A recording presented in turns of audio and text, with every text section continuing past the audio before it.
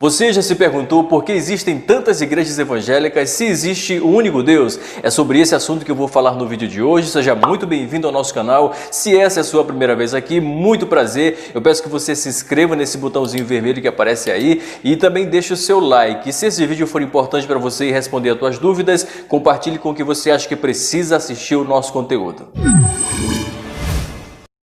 No dia 31 de outubro de 1517, surgiu dentro do catolicismo a grande reforma protestante que culminou com o surgimento das igrejas evangélicas, das assim chamadas igrejas protestantes. Martinho Lutero, seguido por João Calvino, começaram a pregar e a ensinar algumas doutrinas completamente diferentes do catolicismo oficial àquela época. Porém, engana-se quem pensa que divergência de pensamento a respeito de doutrinas fundamentais do cristianismo é coisa da reforma protestante para cá. Na verdade, não é. Se você perceber, logo nos anos iniciais da igreja em Jerusalém, cerca de 20 anos depois da morte de Jesus, foi feito o primeiro concílio para justamente tratar dessas divergências que já existiam. Em Jerusalém não existia uma igreja de pensamento único. Tinha um pessoal muito influenciado pelo judaísmo que queria aplicar alguns preceitos do judaísmo à nova igreja que surgia. Preceitos tais como a guarda do sábado, a obediência àquela dieta alimentar do livro de Levíticos ou até mesmo a circuncisão. Do outro lado, já tinham outras igrejas muito influenciadas pelo apóstolo Paulo,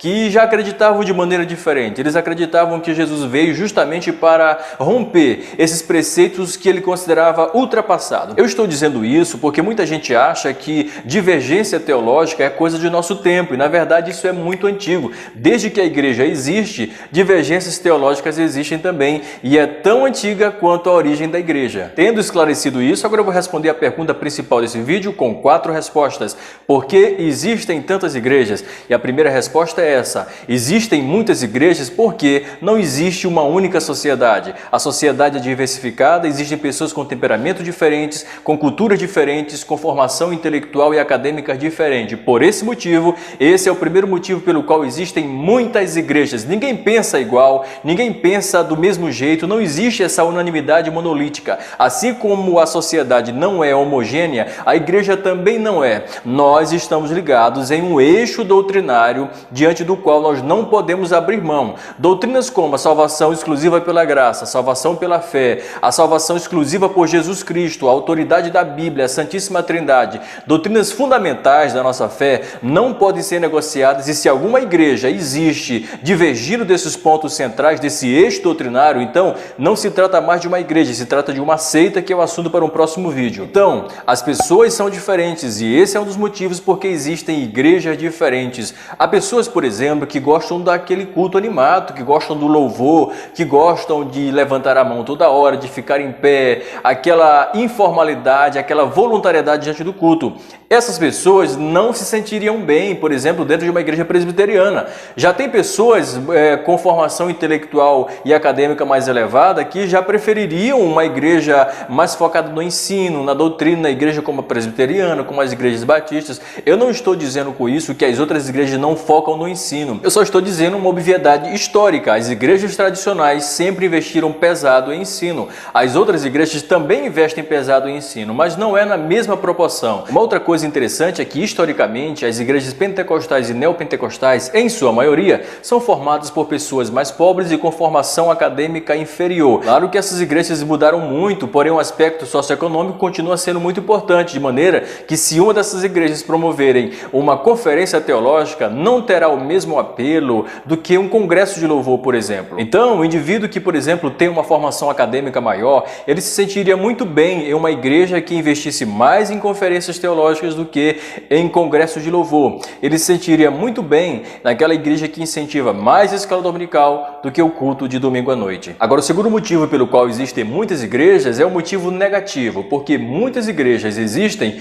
por causa de divisões que resultam de divergências teológicas, divergências doutrinárias, ou até mesmo a busca pelo poder, a disputa pelo poder, ou até mesmo a disputa pelo dinheiro que aquela igreja rende. Há também aqueles líderes muito influentes dentro das igrejas que de repente tenham cometido um pecado muito grave, porém ele não confessou esse pecado e esse pecado foi comprovado. Então essa pessoa foi expulsa da igreja, ou então ele resolve sair da igreja e abrir uma igreja para ele. Nesses casos trata-se de um erro gravíssimo, porque uma vez que você não confessa o seu pecado, como é que você vai liderar um grupo de pessoas? Então, errado está quem cometeu o pecado e resolveu abrir uma igreja porque não quis receber a doutrina da igreja anterior, e errado está também quem segue essas pessoas que dividem a igreja de Cristo porque não querem confessar o seu pecado. Porém, nem toda divisão por si só é ruim. Há algumas divisões que infelizmente são necessárias. Há, por exemplo, pessoas que têm um chamado para o ministério pastoral e de repente estavam em uma igreja em que não se sentiam bem, houve divergência doutrinária, houve divergência administrativa, e essa pessoa, para desenvolver o ministério pastoral com bastante eficiência e cumprindo o chamado de Deus, decide sair dessa igreja e criar uma nova igreja com doutrinas alinhadas à doutrina bíblica. Nesses casos, eu não vejo problema nenhum de pastores ou de líderes que decidem deixar uma antiga igreja por questões teológicas, por questões administrativas também. Nesse caso, eu não vejo problema nenhum. Agora, se você decidiu sair de uma igreja e criar uma sua por causa de disputa pelo poder da igreja, ou por dinheiro, ou por qualquer outro motivo, eu sinto muito lhe informar que você tomou a decisão errada. E quem segue você por essas motivações também está no caminho errado, que não é o caminho de Jesus Cristo. E o terceiro motivo pelo qual existem muitas igrejas é poder e influência. Você sabe também que a partir do momento em que você lidera esse tipo de pessoas, esse grupo de pessoas, você se sente empoderado, você sente um certo poder, e o poder da influência acaba envaidecendo muitos líderes. Alguns pastores, aproveitando da crença popular das pessoas, acabam querendo inculcar nessas pessoas que eles, pastores, eles têm um privilégio a mais com Deus, eles têm um poder a mais com Deus,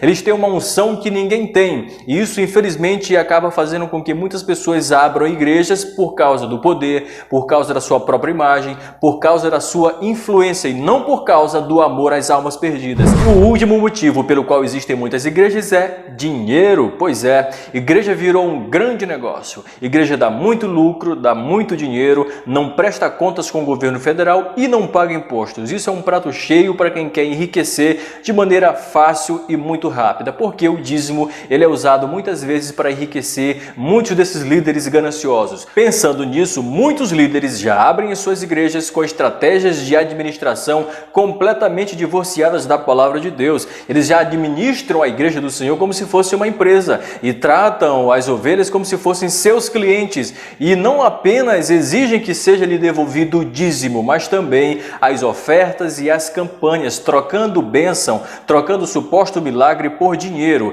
Isso é injusto, isso é estelionato, isso é ilegal, isso não provém da parte de Deus. E se você está numa igreja dessa, cujo objetivo do pastor é principalmente dinheiro e exclusivamente dinheiro, saia fora, procure uma igreja mais próxima da Bíblia, para que você não seja enganado, não seja extorquido, não seja explorado, para que você não tenha a sua fé explorada por alguém que quer apenas mercadejar a palavra de Deus. Mercadejadores já existia desde o tempo de Paulo, e Paulo os condenou. São pessoas que tratam a igreja, que olham a igreja apenas do aspecto financeiro, mas não estão preocupadas com a salvação das almas. São pessoas que não pregam arrependimento para não ferir, para não magoar, para não perder membros, por causa disso perder receita financeira. Essas pessoas são gananciosas, não têm parte com Deus, são mercadejadores, estão comercializando a palavra de Deus para benefício próprio e não para a salvação das outras pessoas. Agora eu quero finalizar esse vídeo convidando você para uma reflexão. Você considera positivo ou negativo a existência dessa quantidade de igrejas? Você pode deixar sua opinião nos comentários, e eu digo, na minha opinião, que é muito positivo. Eu creio que Deus, na sua eterna e sábia providência, possibilitou a existência de diversas igrejas para que diferente tipo de pessoas pudessem ter acesso à salvação por meio da pregação que é feito pela igreja. Por exemplo, há pessoas que não gostam da dança na igreja. Tem igreja que não adota a dança como modelo de adoração. Já tem pessoas que gostam de dançar e existem igrejas que adotam a dança, inclusive tem até ministério de dança. Tem pessoas, por exemplo, que gostam de futebol. Já tem igrejas que não permitem futebol. Ou seja, Deus permitiu que diversas igrejas com liturgias diferentes, com costumes diferentes existissem para que diversas pessoas com formações teológicas, com formações acadêmicas diferentes e com culturas diferentes pudessem ter acesso à salvação. Do meu ponto de vista é muito positivo. Eu prefiro que todos os dias abra uma igreja em uma esquina do que o que vem acontecendo na Europa, de que frequentemente igrejas históricas venham fechando, não porque existe perseguição religiosa, mas porque não existe mais crente para se congregar. Esse foi o vídeo de hoje, eu espero que você tenha gostado. Se você concordou concordou ou discordou de mim, escreve aí nos comentários. E se esse vídeo foi importante para você, compartilha com quem você acha que vai ser edificado e abençoado com esse vídeo. Até o nosso próximo conteúdo.